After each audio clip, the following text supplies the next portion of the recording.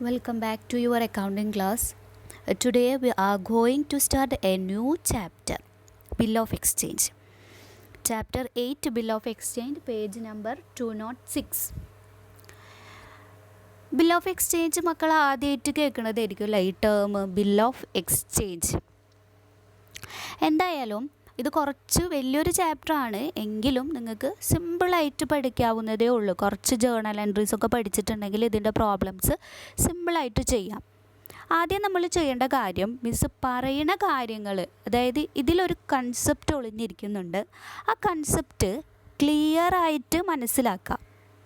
എങ്കിൽ നിങ്ങൾക്ക് മിസ് ആദ്യത്തിൽ പറയുന്ന കൺസെപ്റ്റ് മനസ്സിലാക്കി വെച്ചിട്ടുണ്ടെങ്കിൽ നിങ്ങൾക്ക് ബാക്കി വരുന്ന എല്ലാ പ്രോബ്ലംസും അല്ലെങ്കിൽ എല്ലാ കേസുകളും ഈസി ആയിട്ട് പഠിക്കാനായിട്ട് സാധിക്കും. അപ്പോൾ എല്ലാവരും ശ്രദ്ധിച്ചിരിക്കുക. ബിൽ ഓഫ് എക്സ്ചേഞ്ച് എന്ന് പറയുന്നത് നമുക്കറിയാം, ഒരു ബിസിനസ്സിൽ ധാരാളം ട്രാൻസാക്ഷൻസ് നടക്കുന്നുണ്ട് അല്ലേ. ക്യാഷ് ട്രാൻസാക്ഷൻസും നടക്കുന്നുണ്ട്, ക്രെഡിറ്റ് ട്രാൻസാക്ഷൻസും നടക്കുന്നുണ്ട് അല്ലേ. നമ്മളിപ്പോൾ ഒരു സാധനം പർച്ചേസ് ചെയ്യുകയാണ് ഹോൾസെയിലറുടെ കയ്യിൽ നിന്ന് അല്ലെങ്കിൽ നമ്മളുടെ സപ്ലയറുടെ കയ്യിൽ നിന്ന് പർച്ചേസ് ചെയ്യണമെങ്കിലും അവിടെ നമുക്ക് ക്യാഷ് കൊടുത്തിട്ടും പർച്ചേസ് ചെയ്യാം, അല്ലെങ്കിൽ കടത്തിനും വാങ്ങാം അല്ലേ. അതുപോലെ തന്നെ നമ്മളിപ്പോൾ ഒരു സാധനം വിൽക്കുകയാണെങ്കിലും കൂടി നമുക്കത് ക്യാഷിനും വിൽക്കാം, അല്ലാന്നുണ്ടെങ്കിൽ കടത്തിനും വിൽക്കാം. അപ്പോൾ ഏതൊരു ട്രാൻസാക്ഷനിലും ഇപ്പോൾ പർച്ചേസ് സെയിലിൻ്റെ കേസ് പറയുകയാണെങ്കിൽ അവിടെ ക്രെഡിറ്റ് ട്രാൻസാക്ഷൻസും നടക്കുന്നുണ്ട്, ക്യാഷ് ട്രാൻസാക്ഷൻസും നടക്കുന്നുണ്ട്. ക്യാഷ് ട്രാൻസാക്ഷൻസ് ആണെന്നുണ്ടെങ്കിൽ നമുക്കതിന് വേറെ പ്രത്യേകിച്ച് രേഖകളൊന്നും വേണ്ട. നമ്മൾ ക്യാഷ് ബുക്കിൽ റെക്കോർഡ് ചെയ്ത് വെക്കും. പിന്നെ അതുപോലെ തന്നെ നമുക്ക് റിസിപ്റ്റ് ബില്ലൊക്കെ ഉണ്ടാകും, മറ്റ് വൗച്ചർ ഡോക്യുമെൻറ്റ്സൊക്കെ നമുക്ക് സോഴ്സ് ഡോക്യുമെൻറ്റ്സ് ഒക്കെ ഉണ്ടാകും. എന്നാൽ ഒരു ക്രെഡിറ്റ് ട്രാൻസാക്ഷൻ നടക്കുകയാണെങ്കിൽ അതിനെ രേഖപ്പെടുത്താനായിട്ട് അല്ലെങ്കിൽ അതിന് എന്തെങ്കിലും ഒരു തെളിവ് നമ്മളെ കയ്യിൽ വേണ്ടേ. അതാണ് ഈ ബിൽ ഓഫ് എക്സ്ചേഞ്ചുമായി ബന്ധപ്പെടുത്താൻ പറ്റുന്ന ഒരു കൺസെപ്റ്റ് എന്ന് പറയുന്നത്. അതായത് ഇപ്പോൾ ക്രെഡിറ്റ് പർച്ചേസിൻ്റെ കാര്യമല്ല പറയുന്നത്, നമ്മൾ ക്രെഡിറ്റ് സെയിൽ നടക്കുകയാണ്. സെയിൽ മിസ് പറഞ്ഞു ക്യാഷ് സെയിലും ഉണ്ട്, ക്രെഡിറ്റ് സെയിലും ഉണ്ട്. അങ്ങനെയെങ്കിൽ ക്രെഡിറ്റ് സെയിൽ നടക്കുമ്പോൾ ഒരു വ്യക്തി മറ്റൊരു വ്യക്തിക്ക് ക്യാഷ് കൊടുക്കാനുണ്ടെന്ന് കാണിക്കുന്ന നമ്മൾ എഴുതി രേഖപ്പെടുത്തി വെക്കുന്നതിനെയാണ് ബിൽ ഓഫ് എക്സ്ചേഞ്ച് എന്ന് പറയുന്നത്. അതായത് നമ്മളെ ഡെപ്റ്റർ ആരാ? നമ്മൾ ക്രെഡിറ്റ് സെയിൽ നടത്തി നമുക്ക് ഇങ്ങോട്ട് ക്യാഷ് തരാനുള്ള ആളാണ് നമ്മളെ ഡെപ്റ്റർ ക്യാഷ് തരാനുണ്ട് എന്ന് കാണിക്കുന്ന ഒരു ഡോക്യുമെൻ്ററി എവിഡൻസ് ആണ് എന്തെന്ന് പറയുന്നത്, ബിൽ ഓഫ് എക്സ്ചേഞ്ച് എന്ന് പറയുന്നത്. ഓക്കെ, അപ്പോൾ കൺസെപ്റ്റ് മനസ്സിലാക്കുക. ക്രെഡിറ്റ് സെയിൽ നടക്കുമ്പോൾ നമ്മളെ നമുക്ക് ക്യാഷ് തരാനുണ്ടെന്ന് നമ്മൾ രേഖപ്പെടുത്തി വെച്ച് കാണിക്കുന്ന ഒരു സോഴ്സ് ഡോക്യുമെൻ്റാണ് എന്ത്, ബിൽ ഓഫ് എക്സ്ചേഞ്ച്. ഓക്കെ, ഇനി ബിൽ ഓഫ് എക്സ്ചേഞ്ചിൻ്റെ മീനിങ് നമുക്ക് നോക്കാം. നിങ്ങളുടെ ടെക്സ്റ്റിൽ ഫസ്റ്റ് പാരഗ്രാഫ്, ഇൻട്രൊഡക്ടറി പാരഗ്രാഫ് കഴിഞ്ഞിട്ട് meaning and definition of bill of exchange എന്ന് പറഞ്ഞിട്ടുണ്ട്. മീനിങ് വായിച്ചു നോക്കുക. A bill of exchange is a written acknowledgement of a ഡെപ്റ്റ്. എല്ലാവരും ഉറക്കെ വായിക്കുക, ടെക്സ്റ്റ് ബുക്ക് ഓപ്പൺ ചെയ്ത് ഉറക്കെ മീനിങ് വായിക്കുക. Okay, a bill of exchange is a written acknowledgement of a ഡെപ്റ്റ് given by one person to another. എന്താ പറയുന്നത്? Bill of exchange എന്ന് പറയുന്നത് ഒരു റിട്ടൺ അക്നോളജ്മെൻറ്റ് ഓഫ് എ ഡെപ്റ്റ് ആണ്. എന്താണത്? കടം ഉണ്ടെന്ന് കാണിക്കുന്ന എഴുതി തയ്യാറാക്കിയ ഒരു സമ്മതപത്രമാണ് റിട്ടൺ അക്നോളജ്മെൻറ്റ് എന്ന് പറഞ്ഞാൽ ഒരു സമ്മതപത്രമാണ്, എഴുതി തയ്യാറാക്കിയ സമ്മതപത്രമാണ്. എന്തിൻ്റെ? ഓഫ് എ ഡെപ്റ്റ്, ഒരു കടത്തിൻ്റെ. Given by one person to another person, ഒരു വ്യക്തി മറ്റൊരു വ്യക്തിക്ക് കടം കൊടുത്തിട്ടുണ്ട് എന്ന് കാണിക്കുന്ന ഒരു എഴുതപ്പെട്ട സമ്മതപത്രികയാണ് എന്തെന്ന് പറയുന്നത്, ബിൽ ഓഫ് എക്സ്ചേഞ്ച് എന്ന് പറയുന്നത്. It is drawn by the creditor on his debtor. ക്രെഡിറ്റർ തൻ്റെ ഡെപ്റ്ററെ മേലിൽ തയ്യാറാക്കുന്നതാണ് ഈ ബിൽ ഓഫ് എക്സ്ചേഞ്ച്. ഓക്കെ, ഇനി മിസ് കൺസെപ്റ്റ് ഒന്നും കൂടി ക്ലിയർ ആയിട്ട് പറഞ്ഞുതരാം. നമ്മളിവിടെ പഠിക്കുന്നത് ക്രെഡിറ്റ് സെയിൽ നടക്കുമ്പോൾ നമ്മളുടെ ഡെപ്റ്റർ നമുക്ക് പൈസ തരാനുണ്ട് എന്ന് കാണിക്കുന്ന ഒരു ഡോക്യുമെൻ്ററി എവിഡൻ്റ് ആണ് ഈ ബിൽ ഓഫ് എക്സ്ചേഞ്ച് എന്ന് മിസ് പറഞ്ഞു. ആ കൺസെപ്റ്റ് മക്കൾ വിട്ടുപോവല്ലേ. ഒരിക്കലും അതിൽ നിന്ന് നമ്മൾ വ്യതിചലിച്ച് പോവരുത്. നമ്മളുടെ മനസ്സിൽ ഉറപ്പിക്കുക, ബിൽ ഓഫ് എക്സ്ചേഞ്ച് എന്ന് പറഞ്ഞാൽ ക്രെഡിറ്റ് സെയിൽ നടക്കുമ്പോൾ നമ്മൾ എഴുതി തയ്യാറാക്കുന്ന ഒരു ഡോക്യുമെൻ്റ് ആണെന്നുള്ളത് മനസ്സിൽ അങ്ങോട്ട് ഉറപ്പിച്ച് വെക്കാം കേട്ടോ. ഇനി ക്രെഡിറ്റ് സെയിൽ നടക്കുമ്പോൾ ആണ് ഈ ഇൻസ്ട്രുമെൻ്റ് ഉണ്ടാക്കണേന്നുള്ളത് മിസ് പറഞ്ഞു അല്ലേ. അപ്പോൾ ബിൽ ഓഫ് എക്സ്ചേഞ്ചിൻ്റെ ഒരു കൺസെപ്റ്റ് നമുക്ക് പഠിച്ചാലോ. ആരാണ് ഇവിടെ ക്രെഡിറ്റർ, ആരാണ് ഇവിടെ സെല്ലർ എന്നുള്ളതൊക്കെ ഇപ്പോൾ ഇതിൽ പറഞ്ഞു. It is drawn by the creditor on his debtor. ക്രെഡിറ്റർ തൻ്റെ ഡെപ്റ്ററുടെ മേലിൽ എഴുതപ്പെടുന്നതാണ് ഈ ബിൽ ഓഫ് എക്സ്ചേഞ്ച്. അപ്പോൾ ബിൽ ഓഫ് എക്സ്ചേഞ്ച് ഉണ്ടാക്കുന്നത് ക്രെഡിറ്ററാണ്. ആരുടെ മേലിലാണ് എഴുതപ്പെടുന്നത്? ഡെപ്റ്ററുടെ മേലിലാണ് എഴുതപ്പെടുന്നത്. ഇനി നമുക്ക് ആരാണ് ഡെപ്റ്റർ, ആരാണ് ക്രെഡിറ്റർ, എന്താണ് ക്രെഡിറ്റ് സെയിൽ എന്നുള്ളത് മനസ്സിലായി. നോക്കാം അല്ലേ നമുക്ക്. കൺസെപ്റ്റ് ഓഫ് ബിൽ ഓഫ് എക്സ്ചേഞ്ചിൻ്റെ ചെറിയൊരു രൂപമാണ് മിസ് കൊടുത്തിട്ടുള്ളത്. ക്യാഷ് റിസീവർ ഉണ്ടാവും, ക്യാഷ് പെയർ ഉണ്ടാവും. അതായത് നമ്മളിപ്പോൾ ഒരു കടത്തിന് സാധനങ്ങൾ വിൽക്കുമ്പോൾ ഞാനാണ് കടത്തിന് സാധനങ്ങൾ വിറ്റതെങ്കിൽ എനിക്ക് ഒരു 3-4 മാസം കഴിഞ്ഞിട്ട് എൻ്റെ കസ്റ്റമർ എനിക്ക് ക്യാഷ് തരണം. അപ്പോൾ ക്യാഷ് റിസീവർ ഞാനാണ്. 3 മാസം കഴിഞ്ഞിട്ട് ക്യാഷ് കിട്ടേണ്ട ആൾ ഞാനാണ്. ക്യാഷ് പെയർ ഉണ്ടാവില്ലേ. ക്യാഷ് പെയർ എന്ന് പറഞ്ഞാൽ ആരാണ്? എൻ്റെ ഡെപ്റ്ററാണ് എനിക്ക് ക്യാഷ് ഇങ്ങോട്ട് തരാനുള്ളത്. അപ്പോൾ അവനാണ് ക്യാഷ് പെയർ. ഓക്കെ, ഞാൻ ക്യാഷ് റിസീവറും അവൻ ക്യാഷ് പെയറും. അപ്പോൾ ക്യാഷ് പെയർ ഡെപ്റ്ററാണെന്നുള്ളതിൽ ആർക്കും ഡൗട്ടില്ലല്ലോ. ആരാ ക്യാഷ് അടക്കേണ്ടത്? ഞാൻ ആർക്കാണോ കടത്തിന് സാധനം വിട്ടത് അവനാണ് ക്യാഷ് എനിക്ക് തരേണ്ടത്.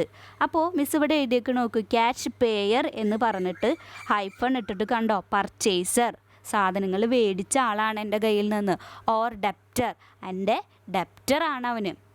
ഓക്കെ, ഇനി ക്യാഷ് റിസീവർ മിസ് ഫസ്റ്റ് എഴുതിയേക്കണുണ്ടോ? ക്യാഷ് റിസീവർ ആരാണ്? ഞാനാണ് അല്ലേ. എനിക്കാണ് അവൻ പൈസ തരാനുള്ളത്. ഞാൻ ആരാണ്? ഞാൻ സെല്ലറാണ്. മിസ് എഴുതിക്കണുണ്ടോ സെല്ലർ എന്ന്? ഞാനാണ് സാധനങ്ങൾ വിൽക്കുന്ന ആൾ. And I am also the creditor. ഇവിടെ ഞാൻ ആരും കൂടിയാണ്? ക്രെഡിറ്ററാണ്. അവനെ സംബന്ധിച്ചിടത്തോളം ഞാൻ ആരാണ്?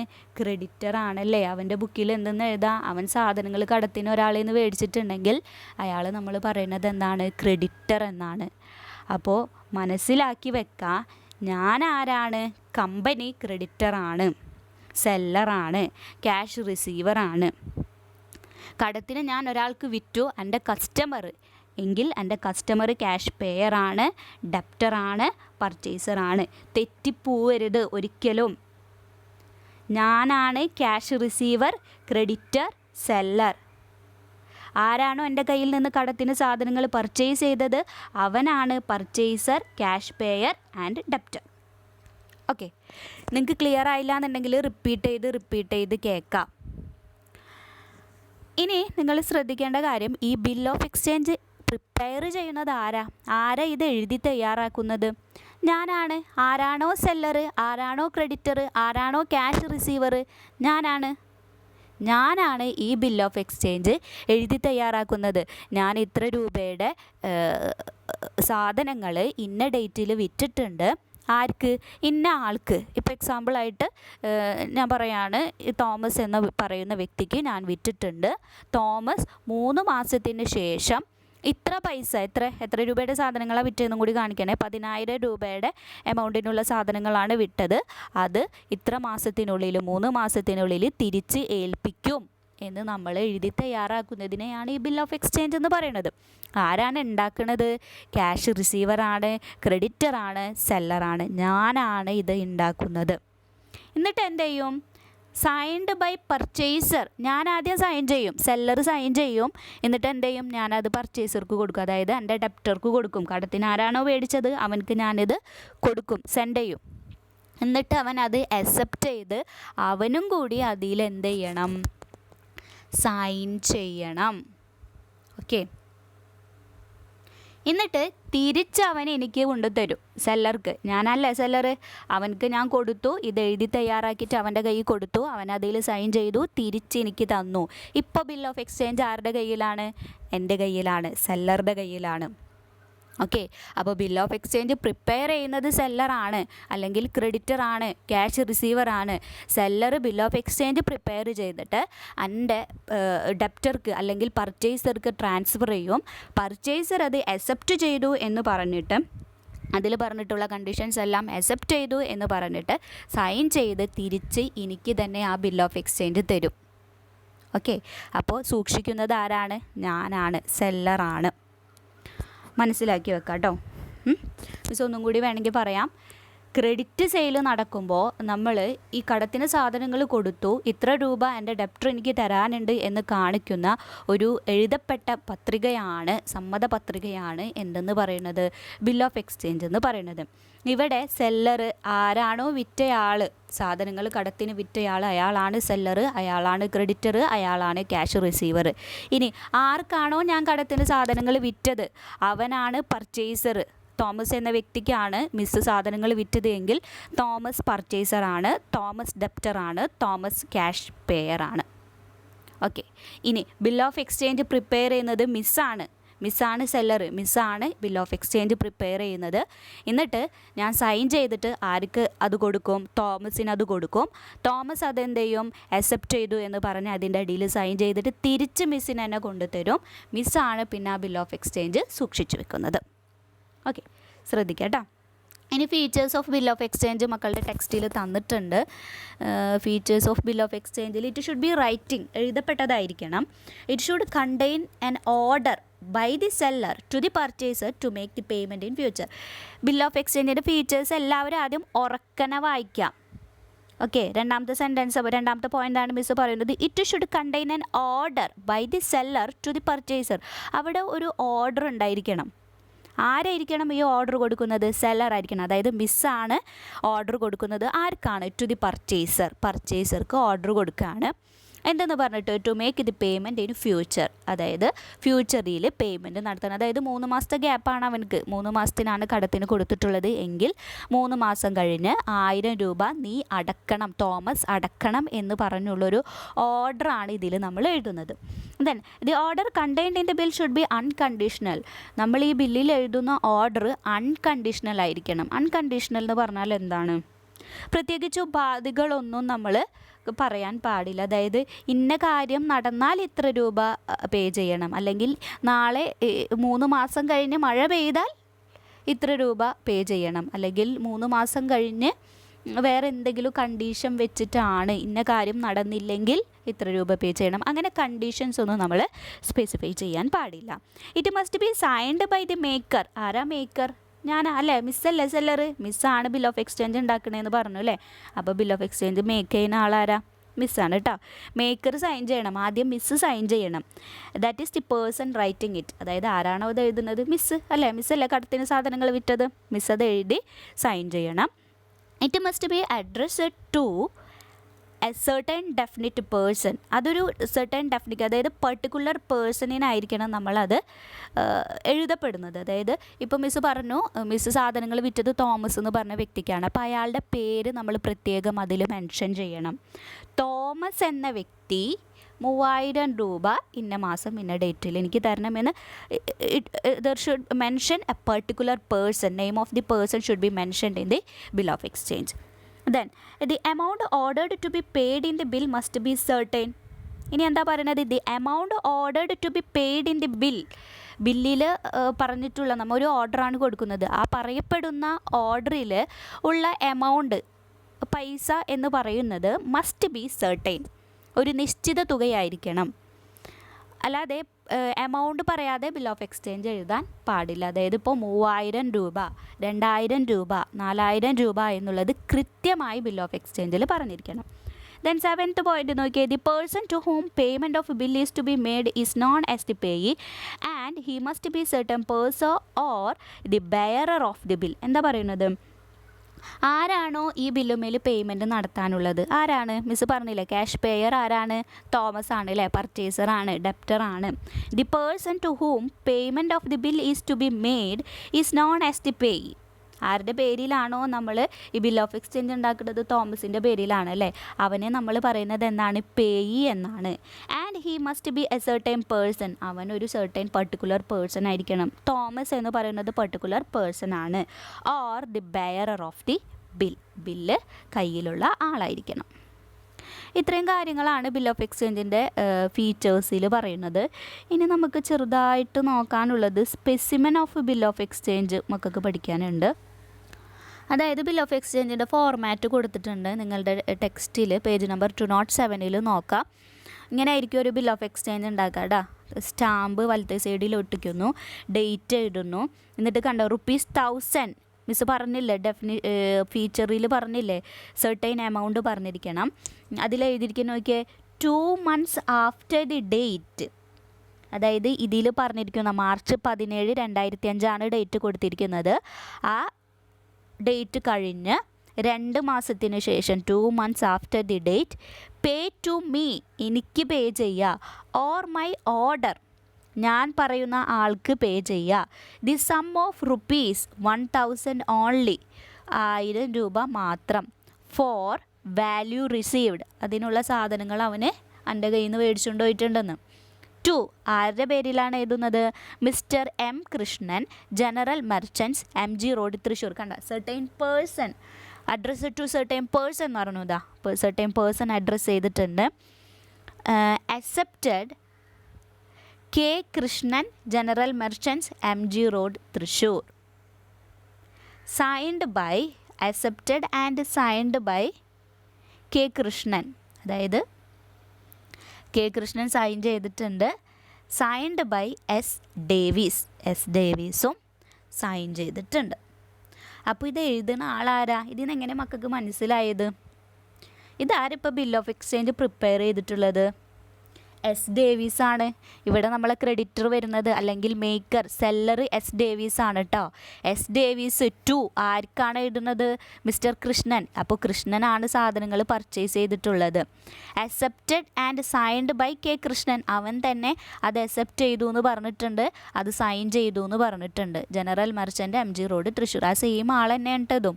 അക്സെപ്റ്റ് ചെയ്തേക്കുന്ന ആൾ, നമ്മൾ ആരുടെ പേരിലാണോ ഇത് എഴുതപ്പെട്ടിട്ടുള്ളത് അയാൾ തന്നെ ഇത് അക്സെപ്റ്റ് ചെയ്തു എന്ന് പറഞ്ഞ് സൈൻ ചെയ്തിട്ടുണ്ട്. പിന്നെ അതുകൂടാതെ ആരും കൂടി സൈൻ ചെയ്തിട്ടുണ്ട്? നമ്മളുടെ സെല്ലറായ ഡേവിഡും സൈൻ ചെയ്തിട്ടുണ്ട് കേട്ടോ. ഇനി parties to a bill of exchange. Bill of എക്സ്ചേഞ്ചിൻ്റെ പാർട്ടീസ് ആരൊക്കെയാണെന്ന് പറയുന്നുണ്ട്.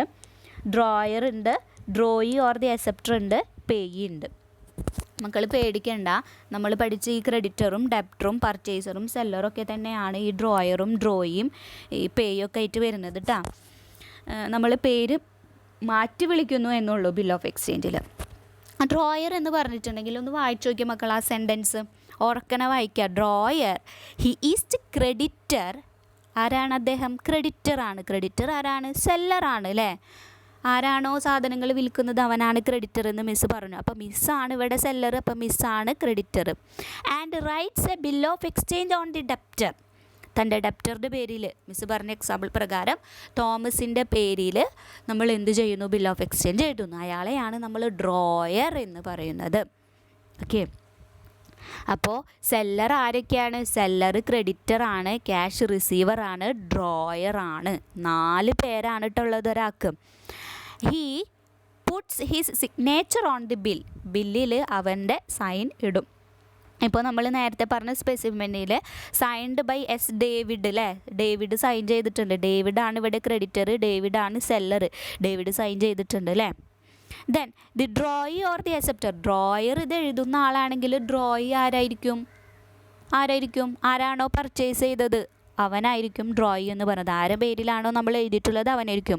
മിസ്സിൻ്റെ എക്സാമ്പിൾ പ്രകാരം തോമസ് ആണ് ഇവിടെ ഡ്രോയി ഓർ ദി അക്സെപ്റ്റർ. അവനാണ് ബില്ല് അക്സെപ്റ്റ് ചെയ്ത് സൈൻ ചെയ്ത് തിരിച്ചു തരേണ്ടത്. He is the debtor. ഉറക്കെ വായിക്കുക. അവൻ ഡെപ്റ്റർ ആണ്. And the bill is written on him by the drawer. ആരുടെ പേരിലാണ് എഴുതുന്നത്? ഡ്രോയർ അവൻ്റെ പേരിലാണ് ബില്ല് എഴുതുന്നത്. Ordering him to pay a certain amount after fixed period. ഒരു നിശ്ചിത കാലത്തിന് ശേഷം, മാസത്തിന് ശേഷം നിശ്ചിത എമൗണ്ട് പേ ചെയ്യണമെന്ന് പറഞ്ഞ് ഒരു ഓർഡർ എഴുതപ്പെടുന്നത് ആരുടെ പേരിലാണ്? ഡ്രോയിയുടെ പേരിലാണ്, അല്ലെങ്കിൽ അക്സെപ്റ്ററുടെ പേരിലാണ്. അപ്പോൾ ആരാണ് ഈ ഡ്രോയി അക്സെപ്റ്റർ എന്ന് പറയുന്നത്? ഡെപ്റ്റർ അല്ലെങ്കിൽ പർച്ചേസർ അല്ലെങ്കിൽ ക്യാഷ് പേയർ. അദ്ദേഹത്തെ പറയുന്ന പേരുകളാണ് ഡ്രോയി ഓർ അക്സെപ്റ്റർ. അപ്പോൾ ബിൽ ഓഫ് എക്സ്ചേഞ്ചിൽ ഇനി നമ്മൾ പ്രോബ്ലം ചെയ്യുമ്പോൾ അല്ലെങ്കിൽ അക്കൗണ്ടിങ് ജേണൽ എൻട്രീസ് പറയുമ്പോൾ ഡ്രോയർ ഡ്രോയി എന്നൊക്കെ ആയിരിക്കും പറയുക. ക്രെഡിറ്റർ ഡെപ്റ്റർ അല്ലെങ്കിൽ സെല്ലർ പർച്ചേസർ എന്നൊന്നും പറയില്ല കേട്ടോ. Then who is the payee? He is the person to whom the payment of the bill is to be made on the maturity date. ആരാണ് payee? Payer അല്ല. Payer എന്ന് പറഞ്ഞിട്ടുണ്ടെങ്കിൽ Thomas ആണ് പേ ചെയ്യേണ്ടത് എനിക്ക് അല്ലേ, ക്യാഷ് പേയർ. പേയി എന്ന് പറഞ്ഞാൽ ക്യാഷ് റിസീവറാണ്. ആരാണ്? മിസ്സാണ് ക്യാഷ് റിസീവർ. പേയറും പേയും തമ്മിലുള്ള ഡിഫറൻസ് മക്കൾ ആദ്യം മനസ്സിലാക്കണം. പേയർ എന്ന് പറഞ്ഞിട്ടുണ്ടെങ്കിൽ ആരാണോ പൈസ അടക്കുന്നത് അവനെയാണ് പേയർ എന്ന് പറയുന്നത്. പേയി എന്ന് പറഞ്ഞിട്ടുണ്ടെങ്കിൽ ആരാണോ ആ പൈസ റിസീവ് ചെയ്യുന്നത് അവനെയാണ് പേയി എന്ന് പറയുന്നത്. അപ്പോൾ പേയുടെ അവിടെ എഴുതിയേക്കുക ക്യാഷ് റിസീവർ എന്ന് മക്കൾ എഴുതി വെച്ചോ. അപ്പോൾ നമ്മൾ പഠിച്ചിട്ടുണ്ട് അല്ലേ, ക്യാഷ് റിസീവർ ആരാണ്? സെല്ലറാണ്, ക്രെഡിറ്ററാണ്, അല്ലെങ്കിൽ ഡ്രോയറാണ് ക്യാഷ് റിസീവർ എന്ന് പഠിച്ചു അല്ലേ. അപ്പോൾ മെച്യൂരിറ്റി ഡേറ്റിൽ പൈസ റിസീവ് ചെയ്യുന്ന ആൾ ആരാണോ അവനെയാണ് നമ്മൾ പേയി എന്ന് പറയുന്നത്. ഇനി ശ്രദ്ധിക്കുക, sometimes the drawer and the payee can be one party when payment is to be made to the drawer. ഡ്രോയറും പേയും സെയിം പാർട്ടി ആവാനായിട്ട് സാധ്യതയുണ്ടെന്നാണ് പറയുന്നത്. ആരാണോ ആ ക്യാഷ് സ്വീകരിക്കുന്നത് അയാളെയാണ് നമ്മൾ പേയി എന്ന് പറയുന്നത്. അപ്പോൾ സെല്ലർ തന്നെയാണ് ആ പൈസ റിസീവ് ചെയ്യുന്നത് എങ്കിൽ അവൻ തന്നെയായിരിക്കും പേയി എന്ന് പറയുന്നത്. ഇനി മിസ് ഡെഫിനിഷൻ പറയാൻ വിട്ടുപോയി. ഇതിൻ്റെ ഡെഫിനിഷൻ നോക്കാം നമുക്ക്. ബിൽ ഓഫ് എക്സ്ചേഞ്ചിൻ്റെ ഡെഫിനിഷൻ പഠിച്ചാലേ മിസ് ഇപ്പോൾ പറഞ്ഞ പേയുടെ ടേം ക്ലിയർ ആവുള്ളൂ കേട്ടോ. പേജ് നമ്പർ 206 ഡെഫിനിഷൻ കൊടുത്തിട്ടുണ്ട്. A bill of exchange has been defined by section 5 of the Indian negotiable instrument act 1881. അതായത് നമ്മളുടെ ബിൽ ഓഫ് എക്സ്ചേഞ്ചിനെ കൺട്രോൾ ചെയ്യുന്ന എൻഫോഴ്സ് ചെയ്തിട്ടുള്ള ലോയാണ് ഇന്ത്യൻ നെഗോഷ്യബിൾ ഇൻസ്ട്രുമെൻറ്റ് ആക്ട് 1881. ആ ഡേറ്റും ആ ലോയും കറക്റ്റ് നിങ്ങൾ ഓർത്ത് വെക്കാം കേട്ടോ. It is an instrument in writing. എഴുതപ്പെട്ട ഇൻസ്ട്രുമെൻ്റാണ്. ഇൻസ്ട്രുമെൻറ്റ് ഇൻ റൈറ്റിംഗ്, എഴുതി തയ്യാറാക്കിയ ഇൻസ്ട്രുമെൻ്റാണ്. ഇൻസ്ട്രുമെൻ്റ് എന്ന് വെച്ചാൽ document which shows cash transactions കാണിക്കുന്ന ഒരു ഡോക്യുമെൻ്റാണ് എന്തെന്ന് പറയുന്നത് bill of exchange. Containing an unconditional order. Miss പറഞ്ഞ ഫീച്ചേഴ്സിൽ പറഞ്ഞ സെയിം സാധനം തന്നെയാണ്. അതിൽ അൺകണ്ടീഷണൽ ഓർഡർ ആയിരിക്കണം. കണ്ടീഷൻസ് ഒന്നും ഉപാധികളൊന്നും നമ്മൾ വെക്കാൻ പാടില്ല. Signed by the maker. ആര് സൈൻ ചെയ്യണം? സെല്ലർ ഓർ മേക്കർ അല്ലെങ്കിൽ ക്രെഡിറ്റർ. മിസ്സല്ലേ ഇപ്പോൾ സെല്ലർ, മിസ് അതിൽ സൈൻ ചെയ്തിട്ടുണ്ടായിരിക്കണം. Directing a certain person. ആരുടെ പേരിൽ നമ്മൾ പറയണം? ഒരു നിശ്ചിത വ്യക്തിയോട് പറയണം. അതായത് മിസ്സിൻ്റെ എക്സാമ്പിൾ പ്രകാരം തോമസിനോട് പറയണം. To pay a certain sum of money. നിശ്ചിത എമൗണ്ട് പേ ചെയ്യണം എന്നവനോട് പറയണം. Or money to the order of a certain person. അതായത് എനിക്ക് തന്നെ പേ ചെയ്യണം, അല്ലെങ്കിൽ ഞാൻ പറയുന്ന ആൾക്ക് പേ ചെയ്യണം. Or to the bearer of the instrument. അത് ആരുടെ കയ്യിലാണോ ബിൽ ഓഫ് എക്സ്ചേഞ്ച് ലാസ്റ്റിലിരിക്കുന്നത് അവൻക്ക് പേ ചെയ്യണം. അപ്പോൾ ഡെഫിനിഷനിൽ നോക്കാം, ഇവിടെ പേയി 3 തരം വരുന്നുണ്ട് അല്ലേ. പേയി ലാസ്റ്റ് പറയുന്നതാണ് payee. Sum of money only to me. എനിക്ക് പേ ചെയ്യുക, സെല്ലർ ഞാനാണ്, മിസ്സിന് പേ ചെയ്യുക. അല്ലെങ്കിൽ or to the order of a certain person. ഞാൻ മിസ്സാണ് സെല്ലർ, മിസ്സാണ് ബിൽ ഓഫ് എക്സ്ചേഞ്ച് ഉണ്ടാക്കിയ ആൾ. ഞാൻ വേറൊരാൾക്ക് പേ ചെയ്യാൻ പറയാണ്. ഞാനിപ്പോൾ ഞാൻ കടത്തിന് ഒരാളുടെ നിന്ന് സാധനങ്ങൾ മേടിച്ചിട്ടുണ്ട്. ഞാൻ പറയാണ് അവനക്ക് പേ ചെയ്തോളൂ. ഞാൻ പറയാണ് അനിലിന് പേ ചെയ്തോളൂ. വേറൊരു വ്യക്തിക്ക് പേ ചെയ്യാൻ ഞാൻ പറയാണ്. ബിൽ ഓഫ് എക്സ്ചേഞ്ച് ഉണ്ടാക്കിയ മിസ്സ് പറയാണ് അനിലിന് പേയ്മെൻറ്റ് നടത്താൻ. ഓർ 2 കണ്ടീഷനായിട്ട്. Or to the bearer of the instrument. Maturity പീരീഡിൽ, അതായത് 3 മാസം കഴിഞ്ഞ് ആരുടെ കയ്യിലാണോ ഈ ബിൽ ഓഫ് എക്സ്ചേഞ്ച് ഇരിക്കുന്നത് അയാൾക്ക് പേയ്മെൻറ്റ് നടത്താം. ഓക്കെ, അപ്പോൾ ഇവിടെയാണ് നമ്മൾ പേയുടെ ഇമ്പോർട്ടൻസ് വരുന്നത്. അപ്പോൾ പേയ് ആരൊക്കെ ആവാം? മിസ്സിന് തന്നെ പേയ്മെൻറ്റ് നടത്താം, അല്ലെങ്കിൽ ആരുടെ കയ്യിലാണോ ബിൽ ഓഫ് എക്സ്ചേഞ്ച് ഇരിക്കുന്നത് അയാൾക്ക് പേയ്മെൻറ്റ് നടത്താം. അപ്പോൾ പേയി 2 തരം ഉണ്ട് കേട്ടോ. ഇനി നമുക്ക് അതിനിടക്ക് കുറച്ച് കാര്യങ്ങൾ ടേംസ് പഠിക്കാനുണ്ട്. പേജ് നമ്പർ 208 കുറച്ചധികം ടേം ഓഫ് ബിൽ എന്ന് പറഞ്ഞ് തന്നിട്ടുണ്ട്. അതിൽ മക്കൾ ശ്രദ്ധിക്കേണ്ട കാര്യം days of grace and date of maturity എന്ന് പറഞ്ഞൊരു സംഭവം എടുക്കുന്നുണ്ട്. അതിൽ പറയുന്നത് മെച്യൂരിറ്റി ഡേറ്റ് എന്ന് പറയുന്നത് നമ്മൾ ഏത് ദിവസമാണോ കൊടുക്കേണ്ടത് ഈ എമൗണ്ട് അതിനെയാണ് മെച്യൂരിറ്റി ഡേറ്റ് എന്ന് പറയുന്നത്. അതായത് ഇപ്പോൾ മാർച്ച് 17-നാണ് നമ്മൾ ഈ സാധനങ്ങൾ കൊടുക്കേണ്ടത്, ഈ എമൗണ്ട് കൊടുക്കേണ്ടത് എങ്കിൽ അതിനെയാണ് നമ്മൾ മെച്യൂരിറ്റി പീരീഡ് എന്ന് പറയുന്നത്. ആ ഡ്യൂ ഡേറ്റിനെയാണ് മെച്യൂരിറ്റി പീരീഡ് എന്ന് പറയുന്നത്. ഇനി ഡേയ്സ് ഓഫ് ഗ്രേസ് എന്ന് പറഞ്ഞിട്ടുണ്ട് മക്കൾക്ക്. അതായത് ഇപ്പോൾ മെച്യൂരിറ്റി പീരീഡ് മാർച്ച് 17 എങ്കിൽ ആ മെച്യൂരിറ്റി പീരീഡ് കഴിഞ്ഞിട്ട് 3 ദിവസം കൂടി നമ്മൾ എക്സ്ട്രാ ആർക്ക് കൊടുക്കുന്നു, ഡെപ്റ്റർക്ക് സമയം കൊടുക്കുന്നതിനെയാണ് ഡേയ്സ് ഓഫ് ഗ്രേസ് എന്ന് പറയുന്നത്. ഇപ്പോൾ മെച്യൂരിറ്റി പീരീഡ് 17 ആണെങ്കിൽ, മാർച്ച് 17 ആണെങ്കിൽ 18, 19, 20 മാർച്ച് 20 വരെ നമ്മളുടെ ഡെപ്റ്റർക്ക് നമ്മൾ ഈ പൈസ അടക്കാനുള്ള സമയം കൊടുക്കുന്നതിനെയാണ് ഡേയ്സ് ഓഫ് ഗ്രേസ് എന്ന് പറയുന്നത്. അതായത് എക്സ്ട്രാ ഡേയ്സ് ആണ് ഇത് നമ്മൾ പറയുന്നത്. ഇത് പേജ് നമ്പർ 209 കൊടുത്തിട്ടുണ്ട്. 208 the date of maturity is calculated by adding 3 more days to the nominal due date. തന്നിരിക്കുന്ന ഡേറ്റിനേലും കൂടുതൽ ഡേറ്റ് ആഡ് ചെയ്യുന്നു, 3 ദിവസം കൂടി ആഡ് ചെയ്യുന്നു. 3 extra days over the nominal due date legally given to the acceptor for making payment of a bill are called days of grace. Extra നമ്മൾ 3 ദിവസം കൂടി കൊടുക്കുന്നുണ്ടെങ്കിൽ അതിനെയാണ് നമ്മൾ ഡേയ്സ് ഓഫ് ഗ്രേസ് എന്ന് പറയുന്നത്. ഓക്കെ, അത് വായിച്ചു നോക്കാം കേട്ടോ. പിന്നെ പറയുന്നുണ്ട്, ഇപ്പോൾ ഡേയ്സ് ഓഫ് ഗ്രേസ് നമ്മൾ പ്രകാരം നമ്മൾ മെച്യൂരിറ്റി ഡേറ്റ് കാൽക്കുലേറ്റ് ചെയ്തപ്പോൾ മാർച്ച് 17 കറക്റ്റ് 3 മാസം കഴിഞ്ഞിട്ട് പേയ്മെൻറ്റ് നടത്തണം എങ്കിൽ വരുന്ന ഡേറ്റ് അത് വിട്ട് നമ്മൾ 3 ദിവസം എക്സ്ട്രാ അവനക്ക് കൊടുക്കുകയാണ്. 18, 19, 20 മാർച്ച് 20 ആയപ്പോൾ ഇനി ഒരു പബ്ലിക് ഹോളിഡേ ആണെന്ന് വിചാരിക്കുക. വല്ല ഗാന്ധി ജയന്തിയോ റിപ്പബ്ലിക് ഡേയോ അങ്ങനെ എന്തെങ്കിലും പബ്ലിക് ഹോളിഡേ ആണെന്ന് വിചാരിക്കുക. പബ്ലിക് ഹോളിഡേ ആണെന്നുണ്ടെങ്കിൽ എന്ത് ചെയ്യണം, നമ്മൾ ആ ഹോളിഡേയുടെ തൊട്ട് മുൻപുള്ള ദിവസത്തിൽ പേയ്മെൻറ്റ് നടത്തണം. അതായത് മാർച്ച് 19 പേയ്മെൻറ്റ് നടത്തണം. അപ്പോൾ മെച്യൂരിറ്റി പീരീഡ് വരെ മാർച്ച് 19 ഇനി ആ public holiday negotiable instrument act, അതേതാ ആക്ട്, ബിൽ ഓഫ് എക്സ്ചേഞ്ചിനെ നമ്മൾ എൻഫോഴ്സ് ചെയ്തിട്ടുള്ള ആക്റ്റാണ് നെഗോഷ്യബിൾ ഇൻസ്ട്രുമെൻ്റ് ആക്ട് 1881. അതിൽ ഹോളിഡേ ആയിട്ട് ഡിക്ലെയർ ചെയ്തിട്ടുണ്ട്. കുറച്ച് ദിവസങ്ങൾ മാത്രം അതിൽ, എല്ലാ പബ്ലിക് ഹോളിഡേയ്സും ഹോളിഡേ ആയിട്ട് അവർ അക്സെപ്റ്റ് ചെയ്തിട്ടുണ്ടാവില്ല. ഏതൊക്കെ ഹോളിഡേയ്സ് നെഗോഷ്യബിൾ ഇൻസ്ട്രുമെൻ്റ് ആക്റ്റിൽ ഹോളിഡേ ആയിട്ട് അക്സെപ്റ്റ് ചെയ്തിട്ടുണ്ട് ആ ഡേറ്റിലാണ് നമ്മളുടെ മെച്യൂരിറ്റി പീരീഡ് വരുന്നത് എങ്കിൽ, ഇപ്പോൾ മാർച്ച് 20 എന്ന് പറയുന്നത് നെഗോഷ്യബിൾ ഇൻസ്ട്രുമെൻ്റ് ആക്ട് പ്രകാരം ഡിക്ലെയർ ചെയ്തിട്ടുള്ള ഹോളിഡേ ആണെന്നുണ്ട് എങ്കിൽ നമുക്ക് എന്ത് ചെയ്യാം, മുൻപത്തെ ഡേറ്റിൽ കൊടുക്കണ്ട, മാർച്ച് 21 പേയ്മെൻറ്റ് നടത്തിയാൽ മതി. ഓക്കെ, അതൊന്ന് വായിച്ചു നോക്കാം കേട്ടോ. അതിൽ എക്സാമ്പിൾ അടക്കം പറഞ്ഞിട്ടുണ്ട്, വായിച്ചു നോക്കാം. ഇനി നമുക്ക് കുറച്ച് ഡിഫറെൻ്റ് ആയിട്ടുള്ള കാര്യങ്ങളാണ് ഇനി നമുക്ക് പഠിക്കാനുള്ളത്. നോക്കാം അല്ലേ.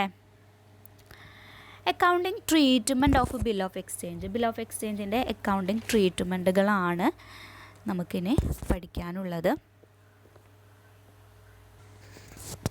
അക്കൗണ്ടിങ് ട്രാൻസാക്ഷൻസ് പഠിക്കുമ്പോൾ നമ്മൾക്ക് 4 കേസായിട്ടാണ് അക്കൗണ്ടിങ് ട്രീറ്റ്മെൻറ്റ് വരുന്നത്.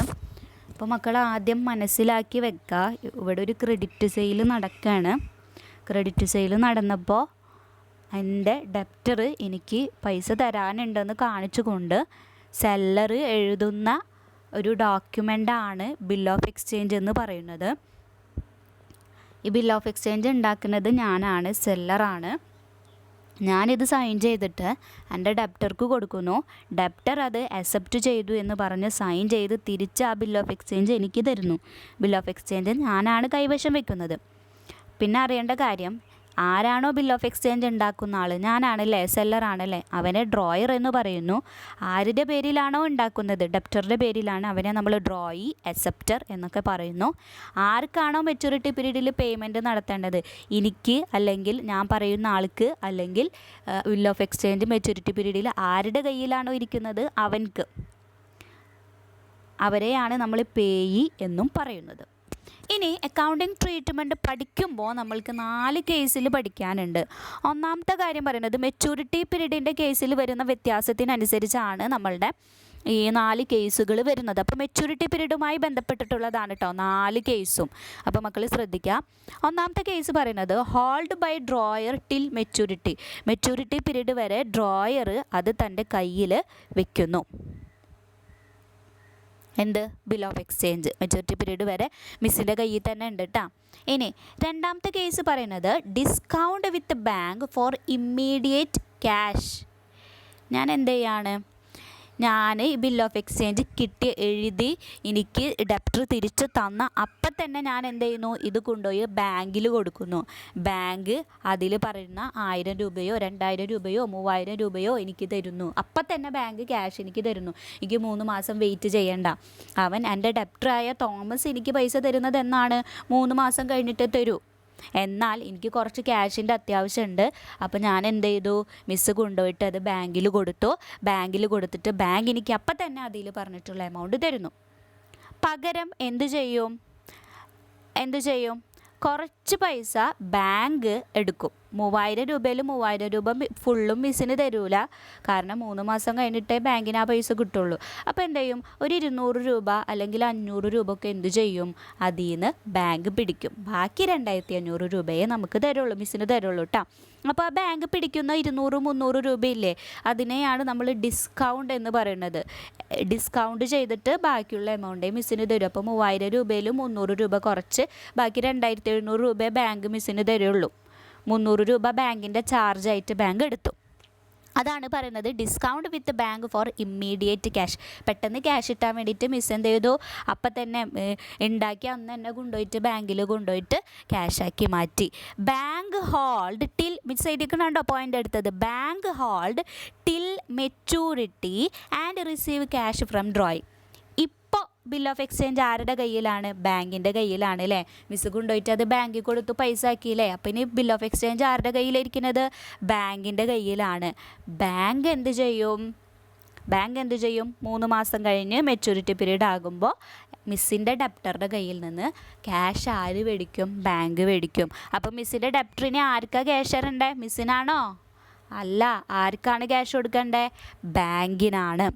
Then bank discounts certain sum and pays balance amount to the drawer. അതായത് മിസ് നേരത്തെ പറഞ്ഞ കാര്യം, മിസ് അപ്പം തന്നെ പോയിട്ട് ബാങ്കിൽ നിന്ന് ക്യാഷ് മേടിക്കുകയാണെന്നുണ്ടെങ്കിൽ എന്ത് ചെയ്യും, ഒരു നിശ്ചിത എമൗണ്ട് ബാങ്കിൻ്റെ ചാർജായിട്ട് ബാങ്ക് എടുക്കും. ബാക്കിയുള്ള എമൗണ്ട് മിസ്സിന് തരും. 3000 രൂപയിൽ 200 രൂപ എടുത്തിട്ട് ബാക്കി 2800 തരുള്ളൂ. ഇനി മൂന്നാമത്തെ കേസ് പറയുന്നത് endorse to his creditor of drawer. അതായത് മിസ്സിന് കടത്തിന് ഒരാളുടെ കയ്യിൽ നിന്ന് സാധനങ്ങൾ മേടിച്ചിട്ടുണ്ട്. മിസ്സ് ഒരു സപ്ലയറുടെ കയ്യിൽ നിന്ന് കടത്തിന് സാധനങ്ങൾ മേടിച്ചിട്ടുണ്ടെങ്കിൽ അത് മിസ്സിൻ്റെ ആരാ? ക്രെഡിറ്റർ അല്ലേ. കടത്തിന് ആരുടെ കയ്യിൽ നിന്നാണ് സാധനങ്ങൾ മേടിക്കുന്നത് അയാൾ നമ്മൾ എന്തെന്ന് പറയും? ക്രെഡിറ്റർ എന്ന് പറയും. അപ്പോൾ മിസ് എന്ത് ചെയ്യും, മിസ്സിൻ്റെ ക്രെഡിറ്റർക്ക് ഈ ബിൽ ഓഫ് എക്സ്ചേഞ്ച് കൊടുക്കും. ക്രെഡിറ്റർക്ക് അപ്പോൾ മിസ്സ് പൈസ കൊടുക്കാനുണ്ട് 3000 രൂപ. അപ്പോൾ എന്ത് ചെയ്യും, അതിന് പകരമായിട്ട് ഈ ബിൽ ഓഫ് എക്സ്ചേഞ്ച് കൊടുക്കും അവൻ്റെ കയ്യിൽ. എന്നിട്ട് പറയും 3 മാസം കഴിയുമ്പോൾ എൻ്റെ ഡെപ്റ്റർ നിനക്ക് പൈസ തരും. ഓക്കെ. ഇനി അപ്പോൾ മൂന്നാമത്തെ കേസ് പറയുന്നത് എൻഡോഴ്സ് ടു ഹിസ് ക്രെഡിറ്റർ. എൻ്റെ ക്രെഡിറ്റർക്ക്, മിസ്സിൻ്റെ ക്രെഡിറ്റർക്ക് മിസ് ആ ബിൽ ഓഫ് എക്സ്ചേഞ്ച് ട്രാൻസ്ഫർ ചെയ്യുന്നു എന്നാണ് എൻഡോഴ്സ് എന്ന് പറഞ്ഞിട്ടുണ്ടെങ്കിൽ. നാലാമത്തെ കേസ് പറയുന്നത് send to bank at the time of maturity. ഇനി 3 മാസം കഴിഞ്ഞിട്ട് മെച്യൂരിറ്റി പീരീഡ് ആകുമ്പോൾ ഞാൻ ബാങ്കിക്ക് കൊടുക്കുന്നു. Bank collects amount on bill of exchange on behalf of drawer. മിസ്സിന് പൈസ തരേണ്ട. മിസ്സ് പൈസ മേടിക്കുന്നതിന് പകരം ആരാണ് പൈസ മേടിക്കുക? ബാങ്ക് മേടിക്കും. Not a case of discounting. ഇവിടെ ഡിസ്കൗണ്ടിങ്ങിൻ്റെ കേസല്ല പറയുന്നത്. മനസ്സിലായോ? ഡിസ്കൗണ്ടിങ് എന്ന് പറയുന്നുണ്ടെങ്കിൽ നമ്മൾ ബിൽ ഓഫ് എക്സ്ചേഞ്ച് ഉണ്ടാക്കി അപ്പം തന്നെ മിസ്സ് കൊണ്ടുപോയിട്ട് ബാങ്കിൽ പോയിട്ട് അത് പൈസ ആക്കി മാറ്റുകയാണ്. എന്നാൽ ലാസ്റ്റത്തെ കേസ് എന്ന് പറയുന്നത് എന്താണ്? ഇവിടെ ഡിസ്കൗണ്ടിങ് അല്ല നടക്കുന്നത്, സെൻഡ് ടു ബാങ്ക് ആണ്. മെച്യൂരിറ്റി പീരീഡിൽ 3 മാസം കഴിഞ്ഞതിന് ശേഷം മെച്യൂരിറ്റി പീരീഡ് ആയപ്പോഴാണ് മിസ് അത് ബാങ്കിക്ക് കൊടുക്കുന്നത്. എന്തിനു വേണ്ടിയിട്ടാണ്? പൈസ ഞാൻ കളക്ട് ചെയ്യുന്നില്ല, എൻ്റെ ബാങ്ക് കളക്ട് ചെയ്തോട്ടെ, എൻ്റെ ബാങ്ക് കളക്ട് ചെയ്തിട്ട് ബാങ്കിൻ്റെ അക്കൗണ്ടിൽ എമൗണ്ട് വന്ന് കിടന്നോട്ടെ എന്ന് വെച്ചിട്ട് ഞാൻ ആ ബിൽ ഓഫ് എക്സ്ചേഞ്ച് മെച്യൂരിറ്റി പീരീഡിലാണ് കൊടുക്കുന്നത്. ഉണ്ടാക്കി അപ്പം തന്നെ അല്ല. ഓക്കെ. മെച്യൂരിറ്റി പീരീഡിൽ ബാങ്കിന് കൊടുക്കുന്നു, ബാങ്ക് ആ പൈസ കളക്ട് ചെയ്യുന്നു. അത്രയേ ഉള്ളൂ. Not a case of discounting. അപ്പോൾ 4 കേസിലാണ് പഠിക്കാനുള്ളത്. മക്കളത് ശ്രദ്ധിച്ച് വെക്കാം. ഇന്നിപ്പോൾ ഇത്രയും പഠിച്ചാൽ മതി, ഇത്രയും കാര്യങ്ങൾ മനസ്സിലാക്കിയാൽ മതി. അക്കൗണ്ടിങ് ട്രീറ്റ്മെൻറ്റ് 4 തരത്തിലാണ് വരുന്നത്. മെച്യൂരിറ്റി പീരീഡ് വരെ മിസ് ആ ബിൽ ഓഫ് എക്സ്ചേഞ്ച് മിസ്സിൻ്റെ കയ്യിൽ തന്നെ വെക്കുന്നു. രണ്ടാമത്തെ കേസ് പറയുന്നത് ഞാൻ ബിൽ ഓഫ് എക്സ്ചേഞ്ച് ഉണ്ടാക്കി അപ്പം തന്നെ എന്ത് ചെയ്യുന്നു? ബാങ്കിൽ കൊണ്ടുപോയിട്ട് അത് പൈസ ആക്കി മാറ്റുന്നു. മിസ്സിന് അത്യാവശ്യമായിട്ട് പൈസ കിട്ടാനുണ്ട്, അപ്പോൾ ബാങ്കിൽ പോയിട്ട് പൈസ ആക്കി മാറ്റുന്നു. അങ്ങനെ മാറ്റുമ്പോൾ ബാങ്ക് എന്ത് ചെയ്യും? ഒരു നിശ്ചിത എമൗണ്ട് ഡിസ്കൗണ്ട് ആയിട്ട് എടുക്കും. ബാക്കിയുള്ള എമൗണ്ടേ തരുള്ളൂ. അപ്പോൾ 3000 രൂപയിൽ 2700 തരുള്ളൂ. മൂന്നാമത്തെ കേസ് പറയുന്നത് എൻഡോഴ്സ് ടു ഹിസ് ക്രെഡിറ്റർ. ഇനി മിസ്സിന് വേറൊരു ക്രെഡിറ്റർ ഉണ്ട്, അനിൽ എന്ന് പറഞ്ഞിട്ട് മിസ് ഒരാളുടെ കയ്യിൽ നിന്ന് സാധനങ്ങൾ മേടിച്ചിട്ടുണ്ടെന്ന് വിചാരിക്കുക. നേരത്തെ പറഞ്ഞില്ലേ മിസ് ഒരു അനിലിൻ്റെ കാര്യം, അത് മിസ്സിൻ്റെ ക്രെഡിറ്ററാണെന്ന് വിചാരിക്കുക. മിസ്സ് സാധനങ്ങൾ കടത്തിന് മേടിച്ച ആളെന്ന് വിചാരിക്കുക. അയാൾക്ക് മിസ്സ് പൈസ കൊടുക്കാനുണ്ട്. പൈസ കൊടുക്കുന്നതിന് പകരം മിസ് എന്ത് ചെയ്യും, ഈ ബിൽ ഓഫ് എക്സ്ചേഞ്ച് അവനക്ക് കൊടുക്കും, എൻ്റെ ക്രെഡിറ്റർക്ക് കൊടുക്കും, അനിലിന് കൊടുക്കും. അനിൽ 3 മാസം കഴിഞ്ഞിട്ട് എന്നിട്ട് മിസ്സിൻ്റെ ഡെപ്റ്ററായ തോമസിൻ്റെ കയ്യിൽ നിന്ന് പൈസ മേടിക്കും. നാലാമത്തെ കേസ് പറയുന്നത് നമ്മൾ മെച്യൂരിറ്റി പീരീഡിൽ ബാങ്കിക്ക് സെൻഡ് ചെയ്യാണ്. ബാങ്കിക്ക് സെൻഡ് ചെയ്തിട്ട് ബാങ്ക് വഴിയാണ് പൈസ കളക്ട് ചെയ്യുന്നത്. എന്നിട്ട് ബാങ്ക് മിസ്സിനത് തരും. ഓക്കെ, അത്രയേ ഉള്ളൂ. ഈ 4 കേസുകളാണ്. അപ്പോൾ ഇത്രയും കാര്യങ്ങൾ മക്കൾ മനസ്സിലാക്കി വെക്കുക. മിസ് ഒന്നുകൂടി കൺക്ലൂഡ് ചെയ്ത് പറഞ്ഞുതരാം. ഒരു ക്രെഡിറ്റ് സെയിൽ നടക്കുമ്പോഴാണ് നമ്മൾ ബിൽ ഓഫ് എക്സ്ചേഞ്ച് ഉണ്ടാക്കുന്നത്. ബിൽ ഓഫ് എക്സ്ചേഞ്ച് ഉണ്ടാക്കുന്നത് ആരാണ്?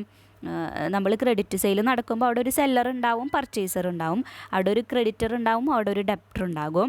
ആരാണോ ബിൽ ഓഫ് എക്സ്ചേഞ്ച് ഉണ്ടാക്കുന്നത്, സെല്ലറാണ് ഉണ്ടാക്കുന്നത്, അയാളെ നമ്മൾ ഡ്രോയർ എന്ന് പറയുന്നു. അതുപോലെ തന്നെ ആരുടെ മേലിലാണോ നമ്മൾ ബിൽ ഓഫ് എക്സ്ചേഞ്ച് ഉണ്ടാക്കുന്നത്, ഡെപ്റ്റർ മേലിലാണ്, അയാളെ നമ്മൾ ഡ്രോയി, അക്സെപ്റ്റർ എന്നൊക്കെ പറയുന്നു. മെച്യൂരിറ്റി പീരീഡിൽ ആരാണോ പൈസ മേടിക്കുന്നത് അയാളെ നമ്മൾ പേയി എന്ന് പറയുന്നു. ഓക്കെ, ഇപ്പോൾ ഈ പറഞ്ഞ അക്കൗണ്ടിങ് ട്രീറ്റ്മെൻറ്റിൻ്റെ 4 കേസിലും മെച്യൂരിറ്റി പീരീഡ് വരെ മിസ്സാണ് വെക്കുന്നതെങ്കിൽ പേയി മിസ്സാണ് അല്ലേ, മിസ്സിനാണ് പൈസ തരുന്നത് അല്ലേ, ഡ്രോയി തോമസ് തരുന്നത് മിസ്സിനാണ്. ഇനി മിസ് അത് ബാങ്കിൽ കൊണ്ടുപോയി ഡിസ്കൗണ്ട് ചെയ്തിട്ടുണ്ടെങ്കിൽ ഇപ്പോൾ ബിൽ ഓഫ് എക്സ്ചേഞ്ച് ആരുടെ കയ്യിലാണ്? ബാങ്കിൻ്റെ കയ്യിലാണ് അല്ലേ. അപ്പോൾ തോമസ് പൈസ കൊടുക്കേണ്ടത് ആർക്കാണ്? ബാങ്കിനാണ്. അപ്പോൾ അവിടെ പേയി ബാങ്കാണ്. ഇനി മിസ് ഈ ബിൽ ഓഫ് എക്സ്ചേഞ്ച് എൻഡോഴ്സ് ചെയ്തിട്ടുണ്ട്, മിസ്സിൻ്റെ ക്രെഡിറ്ററായ അനിലിന് ഈ ബിൽ ഓഫ് എക്സ്ചേഞ്ച് കൊടുത്തിട്ടുണ്ട് എങ്കിൽ അവിടെ പേയി ആരാണ്? അനിലാണ്. തോമസ് പേയ്മെൻറ്റ് നടത്തേണ്ടത് ആർക്കാണ്? അനിലിനാണ്. ഓക്കെ, ഇനി ഈ bill of exchange miss maturity period ആയപ്പോൾ പിന്നെയും ബാങ്കിന് കൊടുത്തിട്ടുണ്ടെന്നുണ്ടെങ്കിൽ അവിടെയും പേയ് വരുന്നത് ആരാണ്? ബാങ്കാണ്. Okay, thank you.